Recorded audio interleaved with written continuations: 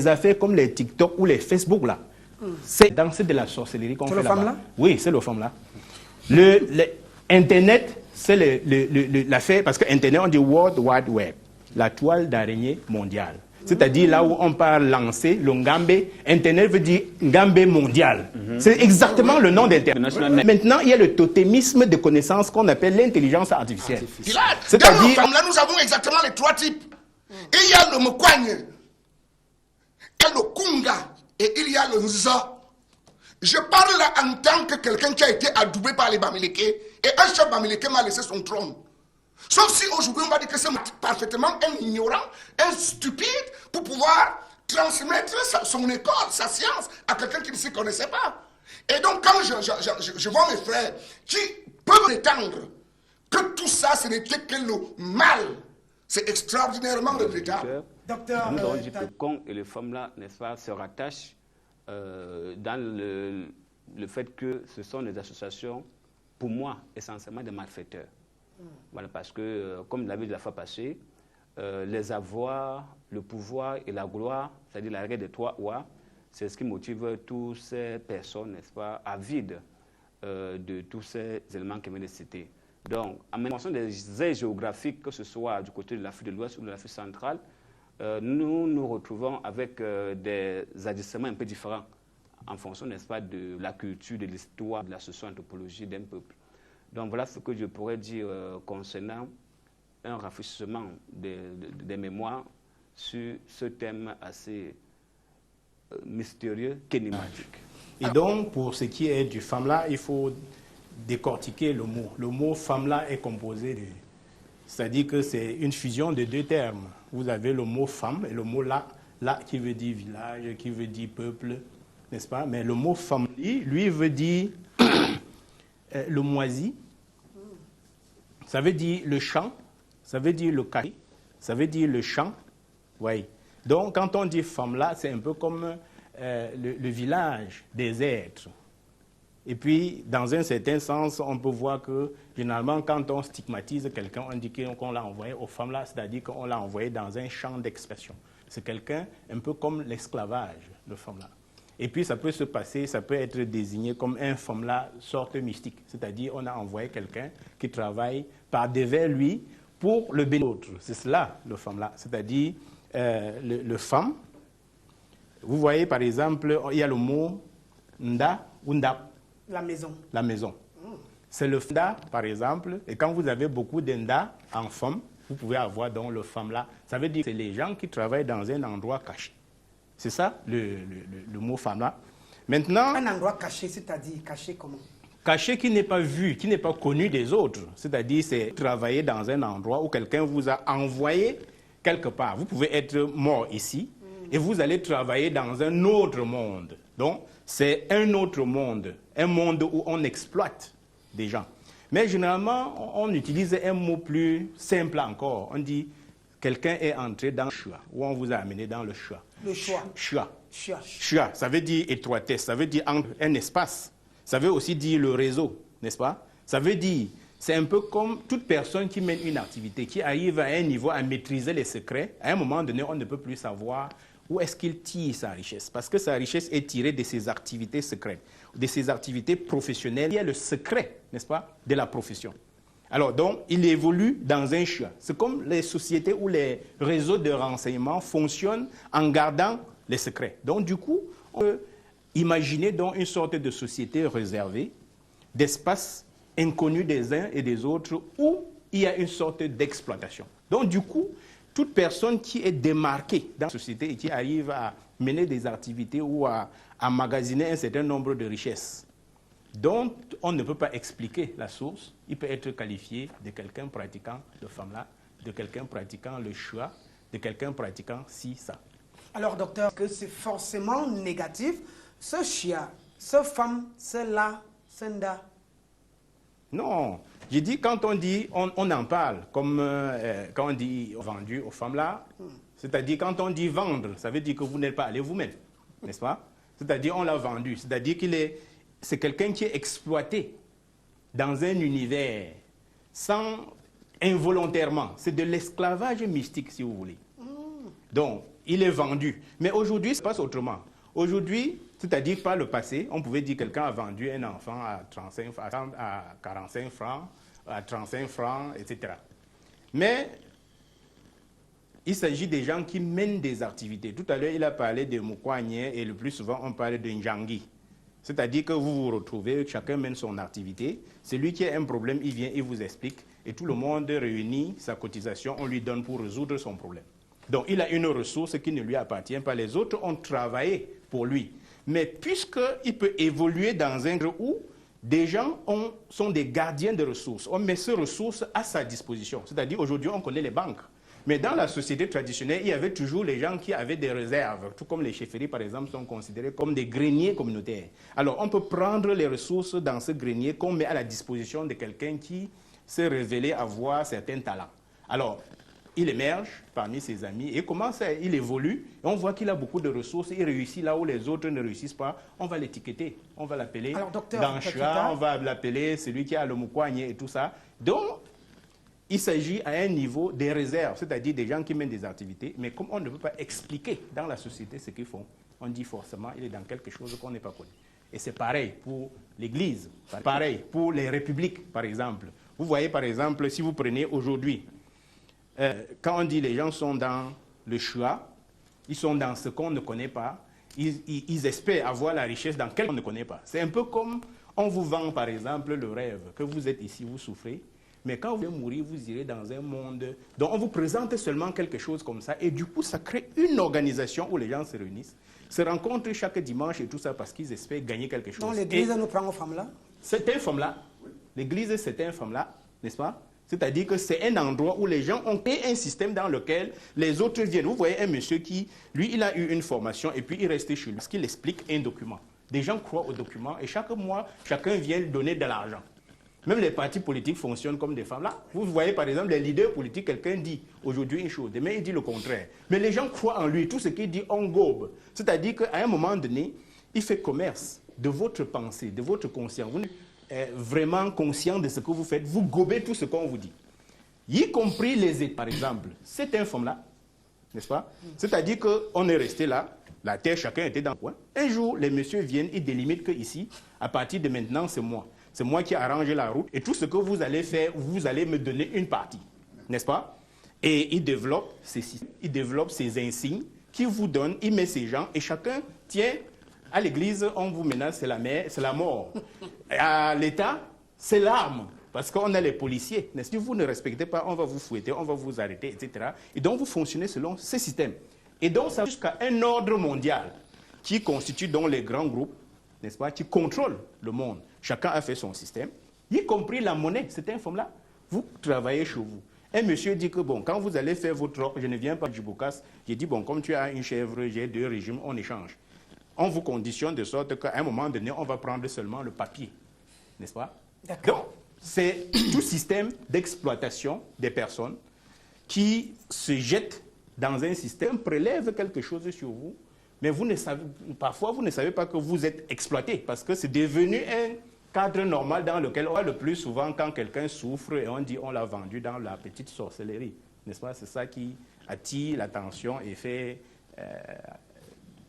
crée beaucoup de peur. À témoin ceux qui comprennent un des mots dans des grâces pour la décomposition du mot. C'est pour un phénomène, pas une organisation. Vous n'allez pas parler. Docteur Aban, lorsque nous sommes en 2007 et j'ai fait mes premiers pas satellites étant encore sur les bancs et on m'envoie faire un reportage du côté de Kondengui. Une maman serait tombée d'un avion mystique.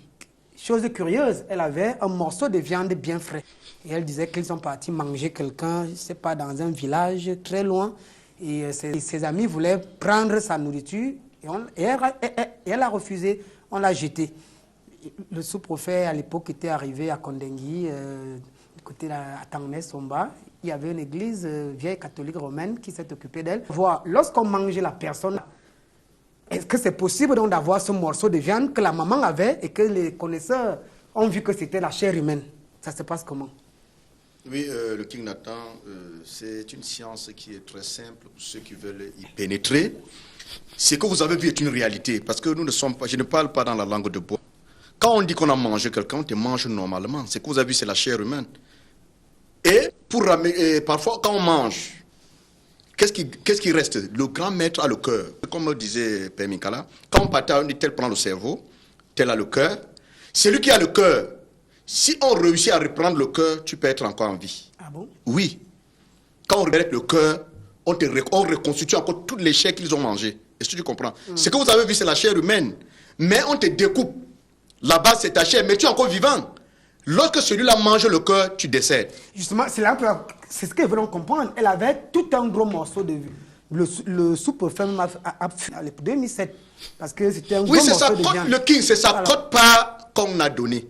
Et la personne vit encore. Lui, la personne vit encore. Lorsque le cœur est consommé, c'est la mort. Parce que quand on partage, puis quand on tue dans la sorcellerie, chacun a sa côte part. Oui. Chacun rentre avec sa côte part. Il y a celui qu'on donne le cœur. On partage tous les corps. Mais tu ne peux mourir que si seulement celui qui a le cerveau a déjà consommé, celui qui a le cœur, dès qu'il consomme le cœur, tu es décédé. Je voudrais aussi vous dire que quand il y a des questions, nous essayons d'aller en profondeur. Quand on parle de la sorcellerie, le king, comme nous sommes en train de dire, on partage, docteur Abana, on va te partager. Voici docteur Abana qui a le projet. Oui, c'est docteur Abana qui a un projet. Oui, nous sommes là. Oui. On m'appelle, je sors dans ce corps, mais je suis là assis. Ce que vous voyez là, ce n'est plus docteur Abana. Je me retrouve de l'autre côté, je me retrouve de l'autre côté. Maintenant, on doit m'égorger, parce que là-bas, on t'égorge. Quand on m'égorge, on t'égorge comme on égorge le mouton. On partage la viande. Quand on partage la viande, maintenant, parmi eux, il y a ce qu'on appelle les détracteurs. Les détracteurs, ça veut dire ceux qui sont gourmands. Ils voient qu'on a donné la plus grosse viande à Père Minkala. Ils disent que non, Père Minkala, la partie c'est parce que quand Père Minkala partageait sa part, on avait donné comme ça. On commence à demander. Maintenant, quand on te demande et que tu ne donnes pas, dès qu'on est en l'air à quelque part, on te lâche. C'est une réalité. Donc, ce que vous avez vu, nous ne sommes pas de raconter des histoires, ce sont des réalités, le king. Donc, quand on parle du FOMLA, si tu me permets, le FOMLA, c'est une société. Pour connaître les arcanes du FOMLA, moi, en tant que parapsychologue, quand on donne quelqu'un pour le récupérer, tu fais quoi? Tu es obligé de ce qu'on appelle la rétrocognition. Le voyage dans son passé, pour connaître là où on l'a introduit. Donc, on parle de la parapsychologie, c'est des écoles, c'est une étude. Donc, il y a 3 études fondamentales dans la parapsychologie que nous appelons la rétrocognition, la cognition et la précognition. Pour dire quoi? Le FOMLA, il ne faut pas que... FOMLA, c'est aussi dans la langue bamoun. FOM veut dire ruine. La veut dire concession. La veut dire village. Donc, maintenant, nous devons comprendre, quand on parle de FOMLA, c'est une société secte noire, des gens maintenant qui se sont contournés, ils ont organisé quelque chose pour asservir les êtres humains dans l'esclavage. Oui, j'ai dit, j'en ai vécu et je connais, je suis entouré de ces gens. Que ça ne plaise à ce que je suis en train de dire, je n'ai pas cité, mais j'ai dit une réalité. La ville de Fumod était une très grande ville prospère, mais actuellement où je vous dis, c'est le FOMLA qui gère la ville de Fumod. Mais pourquoi quand on dit ça, ça énerve les gens? Ça, c'est la réalité. C'est pour cette raison que je veux que les jeunes doivent abandonner ça. Parce qu'il y a les gens de FOMLA qui sont entrés à FOMLA, il n'y en avait pas. J'en ai vécu avec les gens, oui, je connais beaucoup des amis qui étaient dans le FOMLA, qui m'ont dit, docteur Abana, j'ai refusé. D'autres sont décédés, ils ont laissé les boutiques à leurs femmes. J'en connais beaucoup, donc quand ils parlent du FOMLA, je sais de quoi je parle.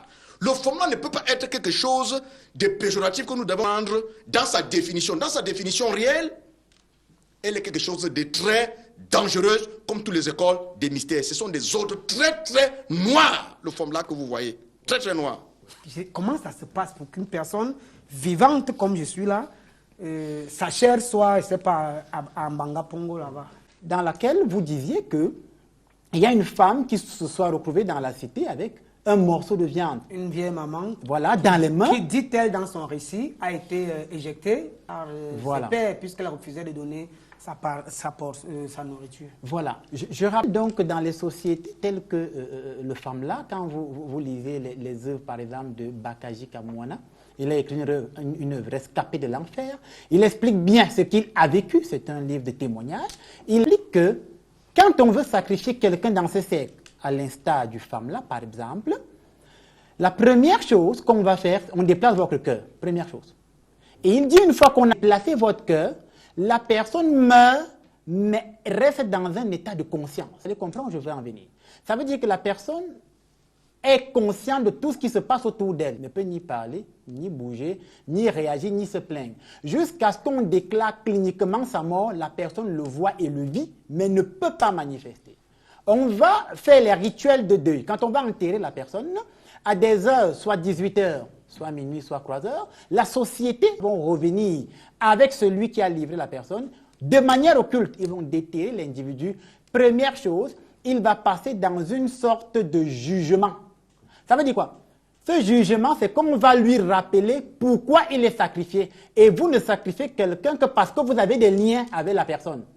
Et après, il est transformé en animal. Voilà où intervient justement le concept que vous avez mis en avant. Il est transformé en animal dans le but d'être mangé par différents membres. Ça peut être une chèvre, une vache, n'importe quoi. Une fois qu'il est transformé en animal, ils vont donc se partager, on va dire comme ça, le butin. Certains vont se tailler la part du lion et ils vont se la faire astralement ou mystiquement. Dans votre cas, ce qu'elle avait en main qui était de la chair humaine, c'est quand même une transformation. Ça veut dire que les personnes non initiées vont juste voir de la viande telle que vous en avez vu, mais ceux qui sont initiés vont comprendre que ça, là, c'est de la chair humaine qui a été transformée ou transmutée. Elle a raconté son histoire. Voilà. J'ai tendu le dictaphone à l'époque, il n'y avait pas. C'est le dictaphone. Elle disait que ils sont allés manger un jeune homme et ses amis, ses acolytes voulaient arracher sa portion. Oui, c'est ce que j'expliquais, que quand certains se taillent la part du lion, c'est ce que j'ai dit, quand ils se partagent le butin, certains se taillent la part du lion. Et quand vous vous taillez la part du lion, les autres sont mécontents. Ils s'engagent une poursuite, ça paraît imaginaire, mais c'est des réalités dans le monde invisible. Ils s'engagent des poursuites, et dans la poursuite, un plus fort que vous, dans votre cas, peut vous lancer un sort à distance. Ça vous frappe ou ça vous foudroie et vous tombez dans le monde visible. Dans votre réel, on va dire comme ça, enveloppe corporelle, avec cette chair humaine que vous aviez pris et vous étiez en train de vous carapater avec. Et donc, parfois, c'est un sortilège qui vous a foudroyé, qui vous fait tomber comme ça, parce que les uns et les autres sont mécontents du fait que vous ne voulez, on va dire, partager avec eux ou vous voulez vous tailler la part du lion. Donc, ce que vous avez vécu est une réalité que les uns et les autres vivent. Connaît ça, tout voilà, que les uns et les autres vivent. Et malheureusement, on retrouve ce style de pratique justement dans les sociétés de femmes-là et de cons. C'est ce qu'il faut retenir par là, malheureusement. Alors, comment on fait pour capturer l'âme de la personne qui est donc là comme morte? Comment on fait pour capturer son âme? On sort de la morgue, la personne est là, nous on sait qu'elle est morte, on enterre et comment ça se passe pour prendre son âme? Oui, je pense que, merci une fois de plus de me passer la parole. Je pense que la fois passée, j'avais déjà abordé ce point. J'avais bien dit ceci, qu'il y a les signes qui signalent déjà que cette personne est morte de forme-là. Nous avons parlé des éléments liés à l'environnement, c'est-à-dire que pour opérer pour capturer l'âme en toute discrétion, il y a plusieurs paramètres. On peut envoyer des abeilles, hein, on envoie des abeilles pour chasser quelques curieux. On peut envoyer, n'est-ce pas, une pluie, mais elle est très violente pour chasser quelques curieux. On peut envoyer les fourmis maniants pour chasser également les curieux. C'est lorsque assurer, n'est-ce pas, qu'il n'y a pas quelque chose qui puisse nous gêner. Et dans ce qui ça peut nous gêner, il y a un autre paramètre. Il y a souvent, quand c'est suspect, un tradipraticien s'assoit sur la tombe jusqu'au matin. Personne ne passe. Oui, ce sont les jeux que nous faisons. C'est-à-dire un tradipraticien s'assoit sur la tombe. Vous, sur la tombe aussi? Non, moi, je n'ai pas plutôt fait des opérations sur la tombe. Mais il y a des gens, des spécialistes, qui s'assoient sur la tombe. Personne ne passe pour capturer l'âme, n'est-ce pas, de la personne concernée.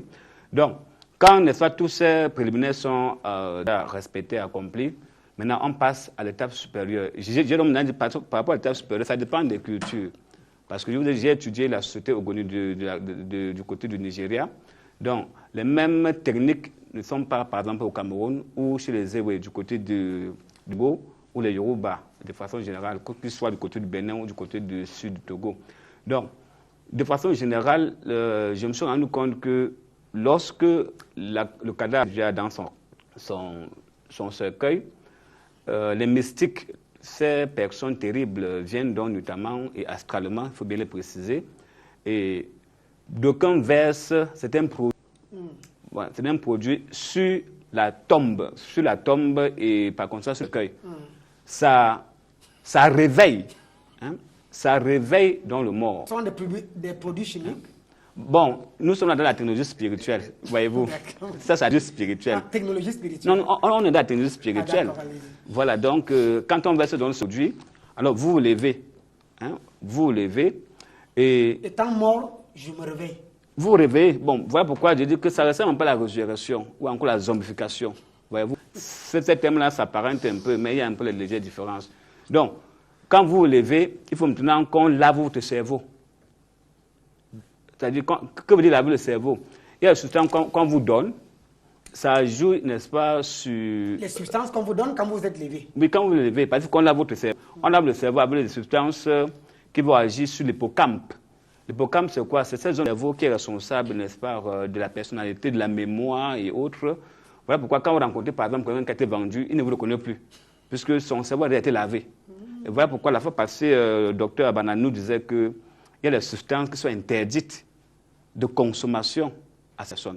Parce que ça va aller réactiver l'hippocampe, les neurones de l'hippocampe, pour que tu puisses te souvenir qui est, tu fais quoi là, etc., pour chercher là, éventuellement... Ça se passe où? J'imagine peut-être là, ou peut-être, je ne sais pas où, à Fumbote, sur la tombe.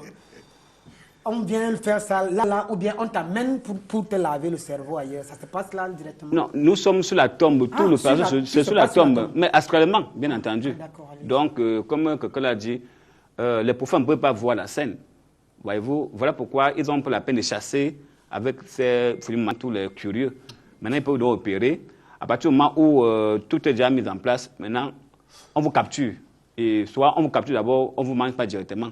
On peut vous capturer, comme disait Père Landry, on vous capture, on vous transforme en animal, et l'on attend que celui qui a livré donne l'ordre pour qu'on commence le festin funeste, voyez-vous.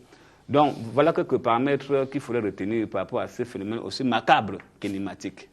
Il a parlé tout à l'heure de Fumban. Par exemple, le mot Fumban, ça veut dire femben, c'est-à-dire le femme d'un bain.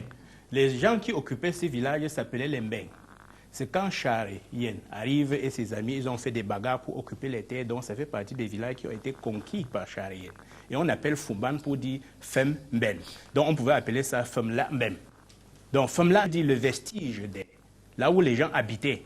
Et donc on fait un peu la confusion parce que quand on parle du femme la dans le sens des pratiques occultes, il s'agit du commerce des âmes. Justement, c'est ce qui nous et ce commerce des âmes, on parle des âmes qui doivent rester vivantes. C'est-à-dire qu'il y a eu un transit.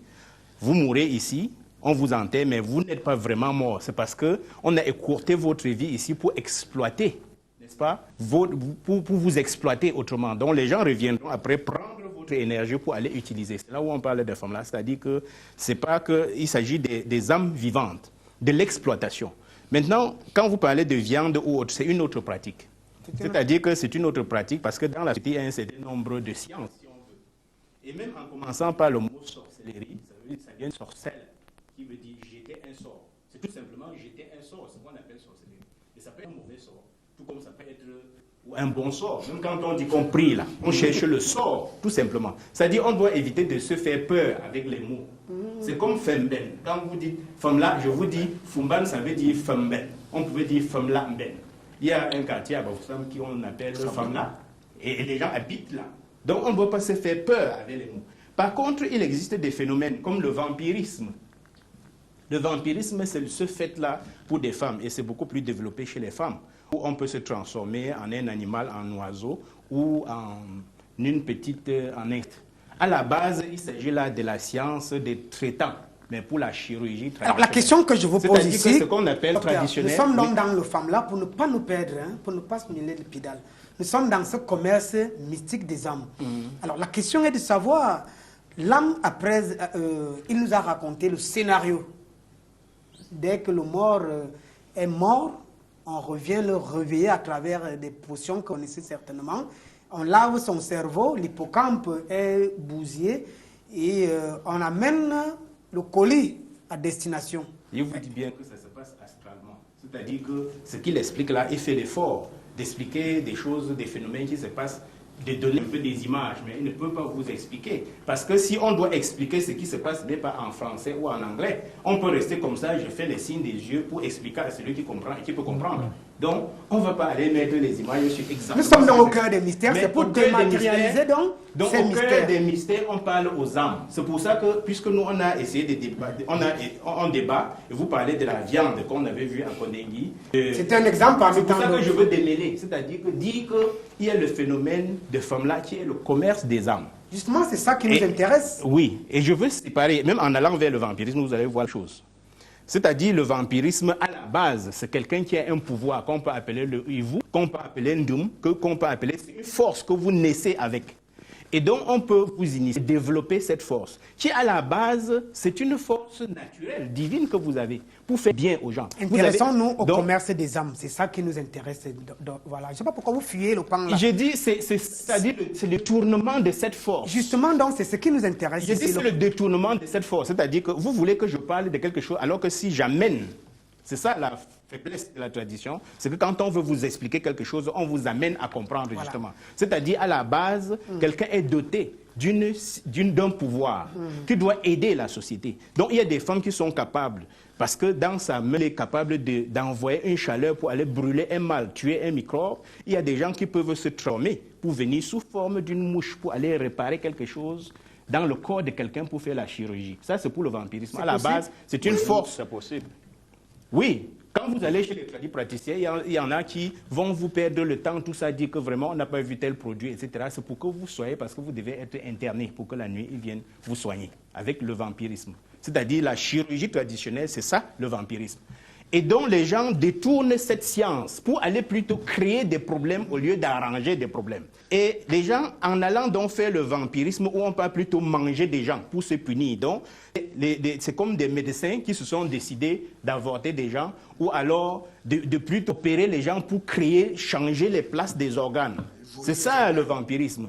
Et puis, ils arrivent à se faire tellement mal, à faire la cotisation du mal. C'est-à-dire, on peut manger l'enfant. On crée maintenant l'association des mangeurs de personnes.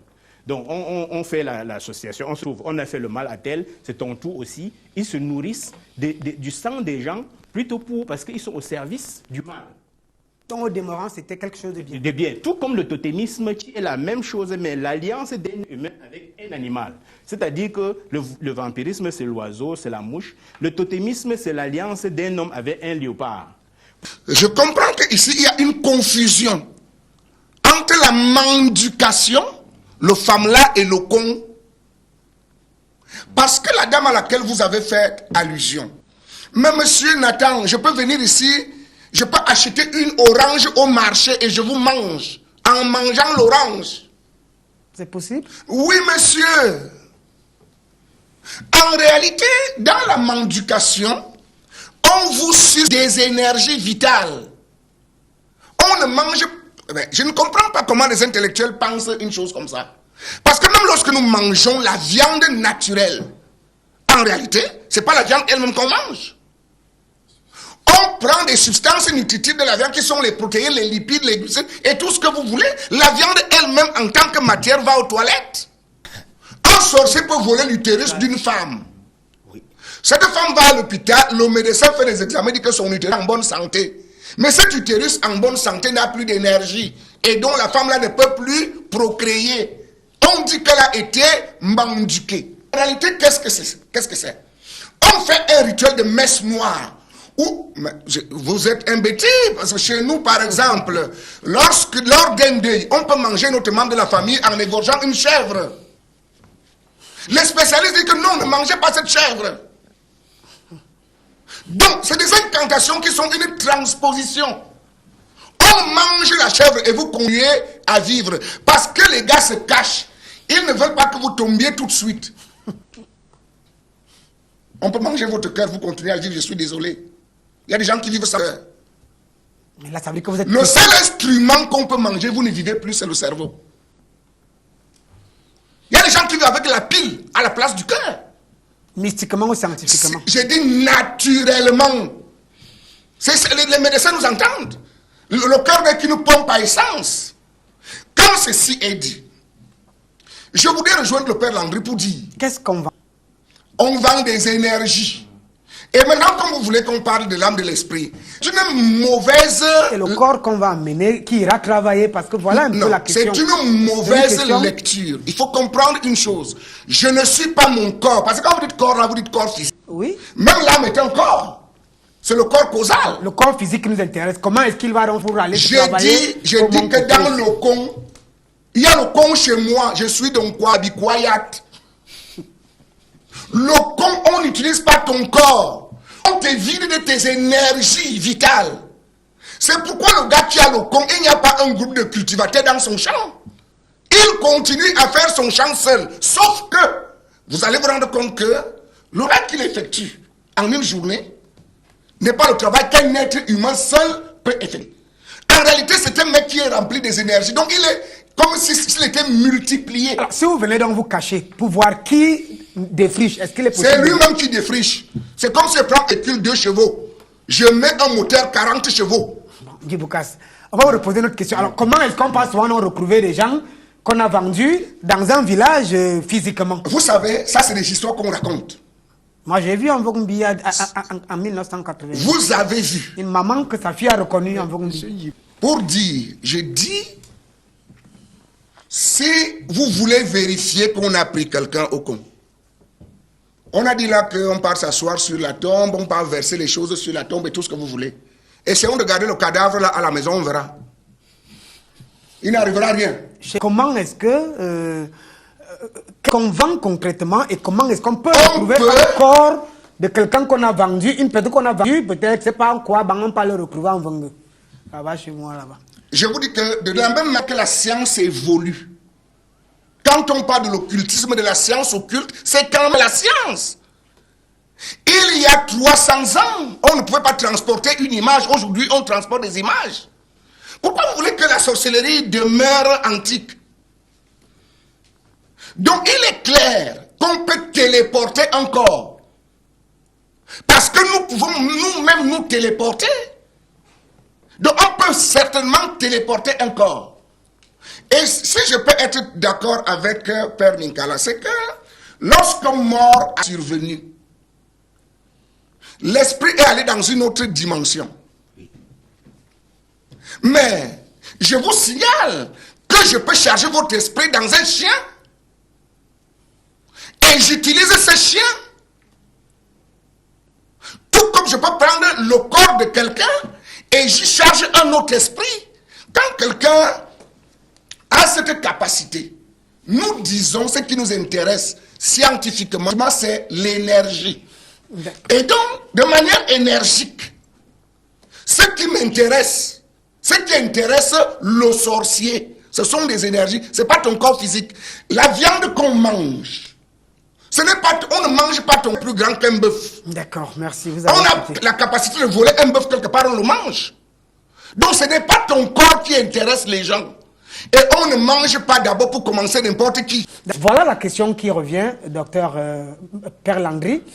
Lorsqu'on a donc vendu et que la tombe est vide, mais nous les naïfs, les néophytes, on sait que la tombe est pleine. Mais on retrouve l'individu, je ne sais pas, à Damawa, au Nigeria, un peu partout. Comment ça se passe?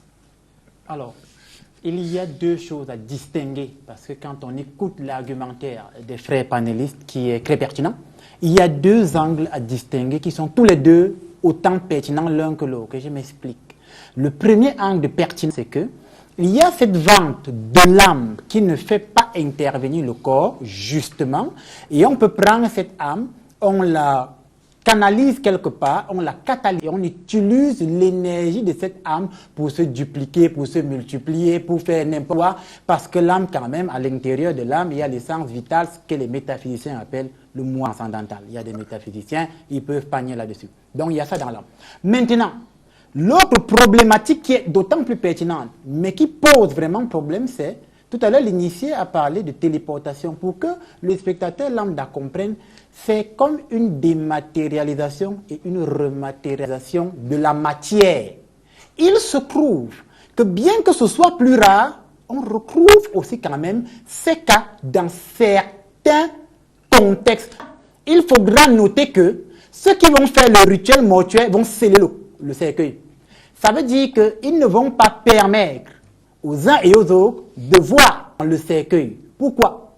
Parce que lorsqu'ils vont faire ce rituel dont ils sont les seuls, on va dire, dépositaires du secret, il va falloir que le corps se dématérialise et rematérialise ailleurs.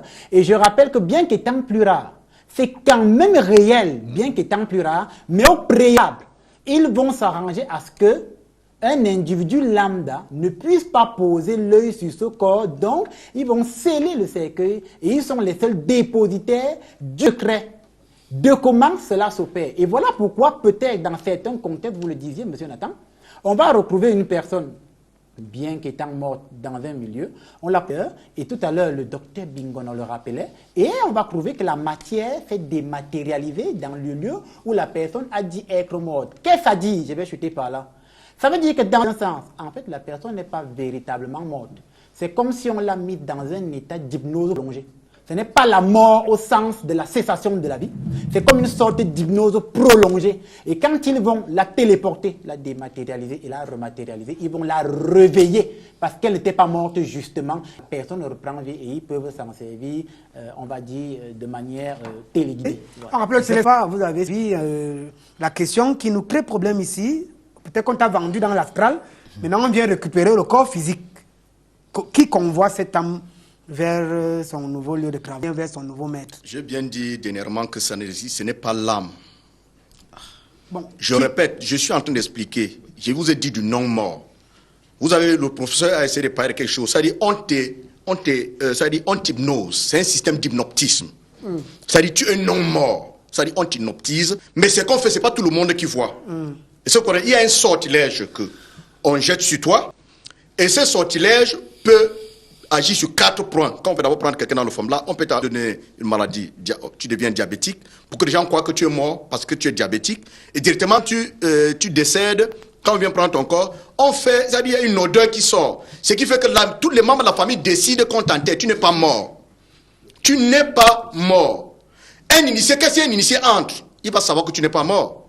Je vais prendre il y a 3 jours, mon petit frère docteur Ousmane a récupéré un corps qui était donné aux femmes là. Il a récupéré parce qu'il a l'habitude de le faire. Donc tu n'es pas mort. Donc si un initié entre, il discute avec la famille que ne l'enterrez pas, on peut le ramener à l'immédiat. Prenez un peu. Parce que je ne parle pas du forme là. C'est les non-morts. La personne n'est pas décédée. En Haïti, c'est la zombification. Ici au Cameroun, je vous dis, vous n'êtes pas mort. Il n'y a pas l'âme qui est décédée, comme disait le père Mikala. L'âme n'est pas mort.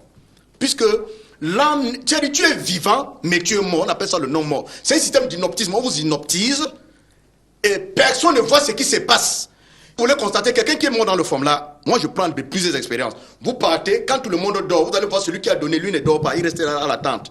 Quand tout le monde est en train de dormir, il va à la tombe. Quand il arrive à la tombe, les grands maîtres à qui ils ont fait les choses arrivent. Maintenant, quand ils arrivent, ils font le rituel. Quand ils font le rituel, la tombe s'ouvre comme une porte. Ça s'ouvre comme ça, le secret s'ouvre seul. La tombe. Oui, la tombe s'ouvre comme une porte. Et le mot se lève. On fait ce qu'on fait sur lui, il devient un automate. Un automate, c'est quelqu'un qui ne remarque plus. Un automate, c'est quelqu'un comme un robot. Il ne peut plus remarquer les membres de sa famille. Vous comprenez? Et il y a les aliments qu'il ne mange pas. En tant qu'automate, il y a une certaine alimentation que c'est ça qu'il mange. Il y a des choses qu'il ne mange pas. Parce que s'il mange, il va retrouver tout ces... Donc, puisqu'on les vend dans le forme là, c'est pour qu'ils aillent travailler de l'argent. C'est dans cette réalité. Qui convoie donc cette âme vers son lieu de travail? Oui, il y a ce qu'on appelle le grand maître Thaumaturge. Quand nous sommes ici, il y a attends, il y a le prêtre. Le prêtre est là. Il y a les servants. Il y a ce qu'on appelle, il y a le grand maître Thaumaturge. C'est le grand maître Thaumaturge. Puis le forme là, c'est le Njangui. Comme on dit Nyungu. Parce que j'explique, le Nyungu, ça veut dire, they don't sell it for Nyungu. C'est-à-dire, on l'a vendu pour qu'il ne pas travailler. Le Nyungu, c'est en anglais. Et pas les anglophones qu'on sell it for Nyungu. D'abord, c'est they don't sell it, they don't take money, they work for some place. C'est-à-dire, on t'a vendu, tu es en train de travailler. Donc, ce n'est pas la mort. On parle du forme là comme société secrète, malveillante, qui vendent les armes pour que les gens viennent entrer, devenir riches. Nous ne parlons pas de forme là dans sa quintessence et dans sa tradition originale. C'est pour ça que je dis que forme veut dire ruine. Forme pambin, ça veut dire que la ruine d'un ben. Mais ce n'est pas ça. Quand nous parlons de forme là, nous parlons de quelque chose de réalité que nous sommes en train de dire à beaucoup de jeunes qui vont entrer dans les choses parce qu'ils veulent avoir de l'argent. On va vendre ton père, on va vendre ta mère, etc. Donc le forme là ici, c'est le commerce des êtres humains. Ce n'est pas le commerce des âmes, parce que c'est des êtres qu'on vend. Non, le commerce des êtres humains. Des êtres humains, c'est le commerce des êtres humains. Ce n'est pas le commerce des âmes, c'est les êtres humains qu'on vend. Ils vont travailler et tu bouffes l'argent. Et il y a les gens qu'on attire, je vous dis, c'est très important. Il y a les gens qu'on attire, ça veut dire, il y a ce qu'on appelle les gens qu'on envoie sur le terrain, aller chercher les gens. Quand ils voient que tu es faible et que tu es utile, les démarcheurs. oui, et que tu es utile, on te tire dans la tontine. Tu joues la tontine, on voit que tu aimes l'argent. Tu vois qu'une tontine qu'on va te donner 1 million, on te dit non, prends 30 millions, on veut t'aider. Tu ne signes aucun papier. Quand tu prends les 30 millions, on te dit bon, on te donne telle année pour que tu viennes rembourser. Et les 30 millions que les gars te donnaient en moins de 3 ans, 2 ans, tu as plus de 120 millions. Parce que c'est eux qui fleurissent ton marché. Quand ton commerce fleurit à 120 millions, tu rentres. Tu viens avec 30 millions. Les gars, non, c'est pas un problème. 30 millions, on veut la chèvre. Qui sont bêtes directement vont acheter la chèvre quand c'est la cérémonie. Quand tu donnes on dit on veut le bouc. Quand on dit le bouc, c'est que c'est ton ou ton premier garçon. Si c'est la chèvre, c'est ta femme ou ta maman. Donc, ou le coq ou la poule. Donc ça, c'est la réalité que nous sommes en train de parler. Donc on parle d'une femme là, c'est l'esclavage visible des êtres humains qui vont travailler ailleurs. Ils sont physiques, ils sont partout. Merci. On a évolué, docteur Imhotep. Le commerce des hommes, ce n'est plus des âmes. Ça veut dire qu'on vend les hommes. Bon, si on peut donc... Alors, à qui vend-on ces hommes? Bon, à une association, à une entité. Bon, donc il y a des mondes, n'est-ce pas, où l'on doit vendre ces gens-là.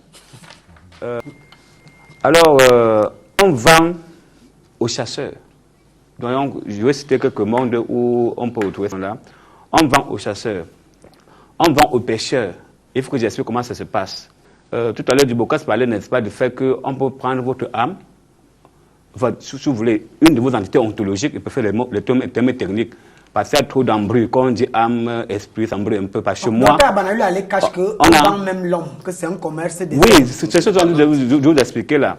Donc, à partir du moment où on prend ton cas ou ton bas, c'est ça, c'est l'expression africaine, on la transpose dans un animal. Alors, il revient à cet animal de jouer un bon rôle pour le chasseur. C'est l'animal, n'est-ce pas, qui va rassembler d'autres animaux pour que le chasseur abatte les proies, voyez-vous. Or, c'était vendu, qui sert, n'est-ce pas, de renseignements pour pouvoir, n'est-ce pas, canaliser les animaux. Donc, il peut embrouiller les vrais animaux. Oui, ils se font, parce qu'on le télécharge dans un animal. C'est donc lui qui parle, n'est-ce pas, rassembler d'autres animaux pour que le chasseur abatte. Dans le monde de la pêche, vous voyez, il faut attraper le poisson, non? Alors, c'est cet homme qui part envoyer le poisson vers la nasse de son gourou, hein, de la personne vendue, quoi, pour que, voilà, on ne soit plus grand pêcheur. Maintenant, dans les églises, et là, il y a un grincement dedans. Je parle maintenant cette fois-ci en tant qu'exorciste. Allez-y. Alors, dans plusieurs églises, tirez bien vos yeux. Les miracles sont les effets des âmes vendues. Certains miracles dans les églises sont les effets des âmes vendues. C'est-à-dire quoi? Une personne son âme a été attrapée, et dans les églises, que ce soit catholiques ou protestants, dans tout cas, les églises en général, voici comment ça se passe. Je dis bien pas en tant qu'exorciste, parce que, bon, lorsqu'on fait les miracles, c'est souvent sur deux angles. Il faut qu'on chasse un démon dans quelqu'un. Très souvent, les gens viennent sans problème de santé. Et on télécharge, comme je disais tout à l'heure du Bocas, on télécharge l'âme de cette personne vendue dans cette personne. Et la personne tombe et commence à agiter, la personne en transe, et l'homme dit de Dieu fait le spectacle qu'il peut faire pour chasser un esprit qui lui contrôle. Premièrement, par rapport aux femmes qui prétendent accoucher grâce aux hommes de Dieu, voici comment ça se passe. C'est le même mécanisme. Tu viens, tu as fait 15 ans sans accoucher, etc. Qu'est-ce qu'on fait? On voit un esprit d'origine humaine dans toi, parce que pour qu'il y ait fécondation, il faut cette entité ontologique. Donc, c'est une entité ontologique qui n'est pas naturelle. C'est une entité ontologique, n'est-ce pas, qui est téléguidée par des ténébreux. Monseigneur ou Père Landry, pardon, voilà, c'est pas ça de la dématérialisation.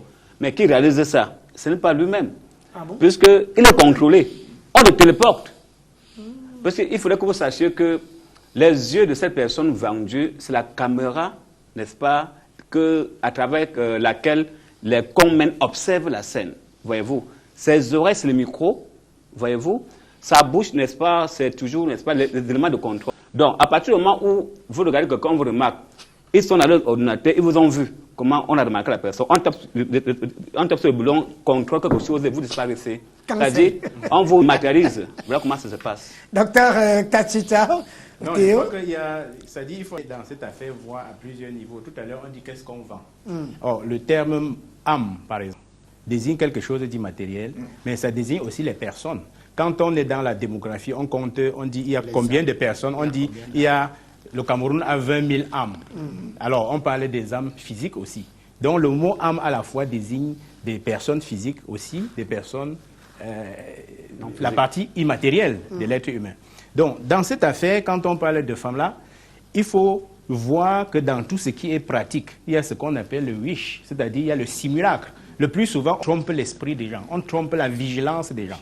Le premier niveau, c'est quoi? C'est que dans une famille, on a besoin peut-être des mains-d'œuvre ou des gens qui veulent enlever des personnes qu'on va aller envoyer quelque travailler sans percevoir le salaire. On peut identifier des gens, quelqu'un qui a un certain potentiel. On endort les gens dans la famille, on étouffe une personne ou on donne une substance qui l'endort.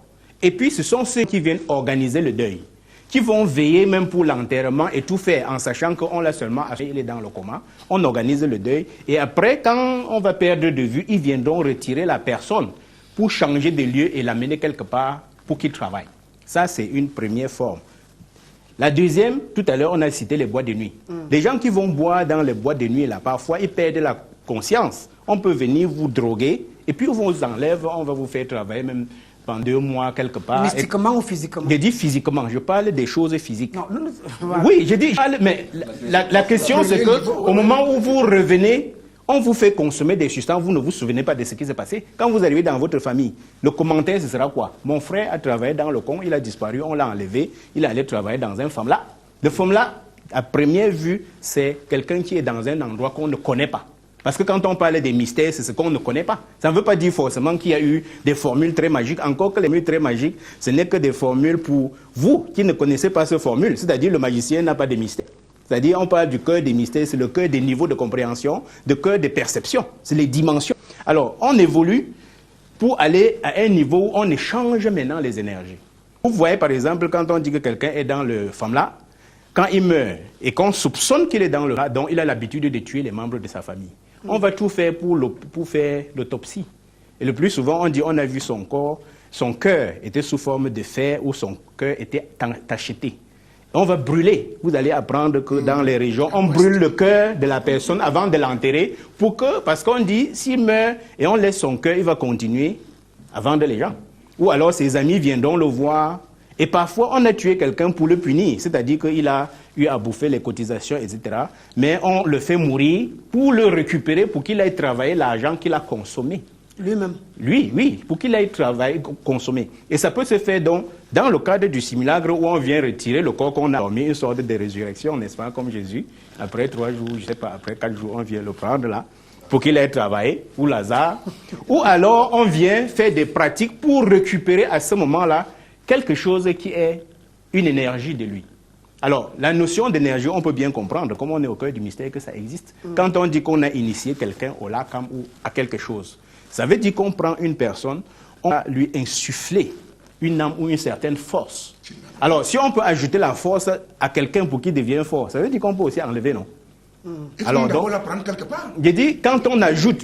Non, pour les chefs, on ne parle pas d'ajouter l'âme de quelqu'un, ce n'est pas quelqu'un. C'est qu'un ensemble de personnes prennent des décoctions qu'on donne à quelqu'un pour qu'il soit super puissant. Et en même temps, il est accompagné par ceux qui sont ses notables ou autres. Donc, quand on dompte quelqu'un dans le cadre d'un champ initiatique qu'on appelle le lakam, ça veut dire qu'on peut faire le contraire. Alors, imaginez donc les pervers qui transforment le vampirisme qui est à la base et la science chirurgicale pour faire des confréries de mendication.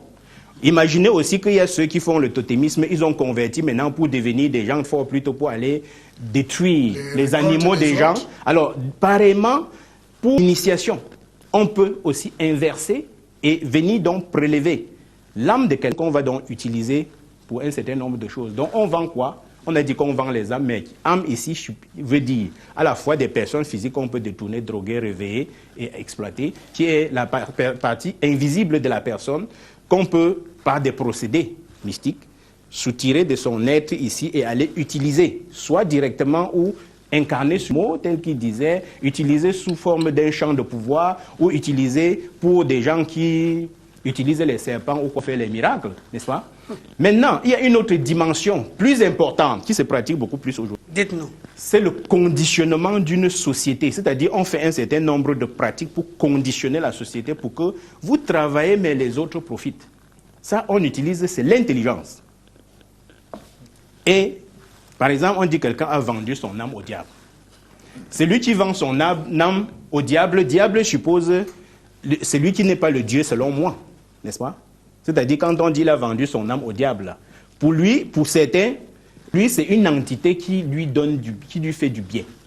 Alors, quand vous prenez ceux aussi qui ont adhéré à un certain nombre d'organisations qui fonctionnent selon certains canons, et c'est pour ça que j'évoquais l'Église. Tout comme on peut évoquer un parti politique, c'est que quelqu'un arrive à vous convaincre, vous êtes membre d'une idéologie, on vous dit, allez allumer les bougies, danser, le lendemain vous aurez de l'argent. C'est ce que nous vivons aujourd'hui, les affaires comme les TikTok ou les Facebook là. C'est pour la plupart, c'est de la sorcellerie qu'on fait là-bas. Oui, c'est le femme là. Internet, c'est l'affaire, parce que Internet, on dit World Wide Web, la toile d'araignée mondiale. C'est-à-dire là où on parle lancer, le Ngambe, Internet veut dire Ngambe mondial. C'est exactement le nom d'Internet. Alors, si on va plus loin, vous allez voir que... La tarentule. J'ai dit World Wide Web, le nom d'Internet. C'est toile d'araignée mondiale. Alors, chez nous, quand on va faire la recherche, on passe chez l'araignée, non? C'est la même chose. C'est le Ngambe. Internet, c'est la toile d'araignée mondiale. Et ça, il y a plusieurs compartiments. Il y a la toile d'araignée où tout le monde peut jeter ses informations. Il y a maintenant les réseaux sécurisés où vous entrez maintenant, vous allez trouver. Et maintenant, il y a le totémisme de connaissances qu'on appelle l'intelligence artificielle. C'est-à-dire, on a entraîné les moteurs. C'est-à-dire, on a collecté un certain nombre d'informations des bibliothèques. On a donné à une machine qui connaît maintenant beaucoup de choses. Quand vous venez adresser la question, il vous donne les réponses. C'est l'application du Ngambe. Ce n'est pas autre chose. C'est-à-dire, vous avez donc un moteur, une machine. Comme nous, on étudie tradition, nos femmes-là, on reste là au niveau où il faut dire tu es tel, mais on exploite la même chose. C'est le Ngambe, Internet. Et sur Internet, donc, on crée des réseaux qui vont faire que les peuples s'allient. Vous voyez, par exemple, si vous allez sur Internet et que vous êtes quelqu'un de traditionnaliste, de sérieux, vous ne pouvez pas regarder à un certain moment les TikTok et tout ça avec vos enfants. Vous voyez, les enfants, on dit, tous ceux qui sont ou influenceurs ou autres, c'est des gens qui sont décapés, donc qui se sont dépersonnalisés. Vous trouvez même les mythes, c'est des gens, quand vous prenez la partie visible de son corps, vous allez voir la partie que sa mère, d'une femme, a mis au monde. Ne compte pas pour beaucoup. Pour la forme qu'on présente et qui a gagné le concours. Vous allez voir les mèches, n'est-ce pas? Et traditionnellement, les personnes qui portent les cheveux des autres, qui sont dans le femme-là, c'est-à-dire celui qui a les yeux et qui vous regarde, et vous voit, vous êtes deux, vous deux ou trois, puisque vous portez les cheveux de quelqu'un d'autre. C'est-à-dire on est dans une société complètement zombifiée, qu'on arrive à voir que les êtres normaux sont ceux qui portent un individu qui a pris les cheveux d'un autre être humain. Ça, c'est une société complètement détruite. Et les apparences qu'on nous montre comme des beautés, c'est des gens qui se sont défaits, qui ont changé leur forme, au point où si vous relevez leurs ancêtres ou leurs amis d'enfance, ils ne vont plus les reconnaître. Alors on a créé un univers où tout est fictif. On appelle donc les gens les poupées, c'est-à-dire au fur et à mesure qu'on aime les gens qu'on forme, on est en train de conditionner nos esprits pour que plus tard, on commence à dire, on vous propose les petits amis virtuels. C'est ce qu'on commence à faire. C'est-à-dire on change, conditionne nos esprits pour qu'on aime ce qui n'a rien à voir d'humain. D'accord, merci pour ces précisions. La zombification. Docteur Taticha. En conclusion partielle de notre postulat, c'est que ce sont des pratiques qui sont réelles et bien présentes en fait dans la société, que le peuple n'en ait conscience. Ça veut dire que ces pratiques dont nous parlons, que nous décrions, sont hyper présentes, de telle sorte que, comme elles sont voilées, ce que je peux appeler un trouble de la perception, comme le peuple a un trouble de la perception, le peuple ne se rend pas compte de la vitesse à laquelle ces pratiques manifestent. Mot de fin, je vais juste dire que vous, mesdames et messieurs, vous devez savoir que ce 100 individus qui marchent dehors, retenez qu'il y a au moins 3 qui ne sont pas des individus normaux. La semaine prochaine, on va vous donner des techniques pour reconnaître ces gens-là qui ne sont, pourquoi des indices aussi bien corporels que psychiques. Permettez-moi d'abord de répondre à la question du téléspectateur qui se demande si on accorde autant de pouvoir à ce qui se dit ici, pourquoi est-ce que nous avons été, je vais utiliser l'expression regrettable, vaincus par les autres. En réalité, la question est très mal posée. La question qui se devrait d'être posée sans le cours. Que pouvons-nous faire avec cela aujourd'hui pour nous sortir de l'eau? Et c'est à ce moment-là que nous allons revisiter le passé. Pour comprendre ce qui s'est passé. Qu'est-ce qui s'est passé?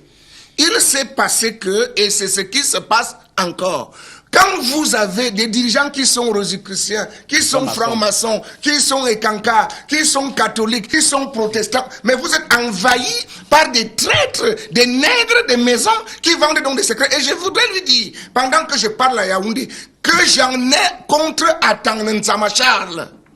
Parce que là, quelqu'un qui a vendu son peuple en massacrant les détenteurs et en les sublimant les détenteurs de ces sciences.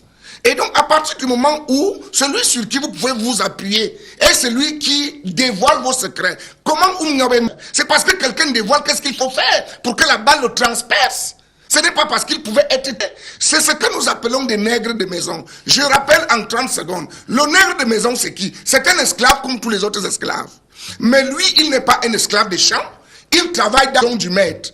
Et il pense que c'est un privilège. Il oublie que même s'il lave les assiettes à la maison du maître, il est quand même esclave. Pour garder cette position de l'or, il va être beaucoup plus violent contre ses propres frères. Or, il connaît les mêmes techniques que ses frères. Il va donc vendre ces techniques à l'occupant. Et c'est ainsi que nous avons été vaincus. Il va falloir qu'on revienne à nos fondamentaux. Le King, on doit bien expliquer les choses. Quand nous parlons du corps physique, on sait bien que le corps physique a une âme. Donc quand nous parlons du corps physique, c'est pour dire aux gens que celui qui part travailler, c'est vous-même quand vous vend. Ça veut dire que c'est vous-même qui êtes esclave quelque part, en train de manger. Ce n'est pas une énergie quelconque, ce n'est pas l'âme, mais le corps est constitué de toutes ces choses-là. Mais c'est pour cette raison que nous voulons que le dernier, l'âme, comprenne que c'est un être humain qu'on vend. Quand on parlait de l'âme, beaucoup de gens ne comprennent pas. Même Père Mikane ne comprenait pas parce qu'il a refusé qu'on ne peut pas vendre une âme et ressusciter. Parce qu'il ne comprenait pas le fondement du forme-là.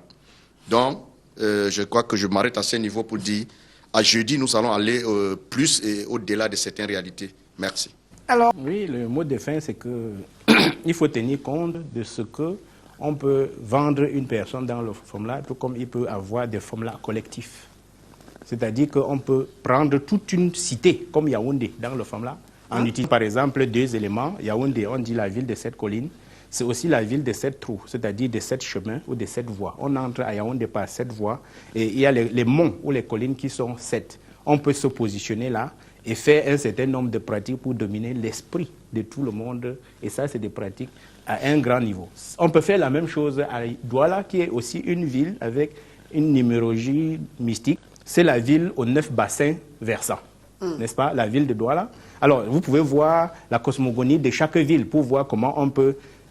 Et puis, alors, pour revenir dans la région de l'Ouest où on parle notamment de femmes-là, il y a un dispositif qui permet aux gens de se protéger, c'est que notamment on utilise un calendrier traditionnel qui autorise les gens de faire une activité et pas un autre jour parce qu'ils risquent d'être exposés aux esprits qui peuvent, ou alors ils risquent d'être faibles, affaiblis, n'est-ce pas? Donc on utilise ces instruments dans lesquels les gens fonctionnent dans la société. Il y a le permis, le non-permis, les interdits, et ça protège systématiquement les gens dans cette communauté. Merci, bonsoir King Nathan. Je suis Séraphine Gono depuis Ngomdiap. J'ai vécu à Douala, marché central. Une camarade de classe que je trouvais à un endroit précis 3 fois de suite, toute sale et malheureuse. Moi, ne sachant qu'elle était morte 2 ans de cela, au moment où j'ai su qu'elle était déjà morte, je ne l'avais plus jamais rencontrée. Aux nouvelles de son décès, c'était le con.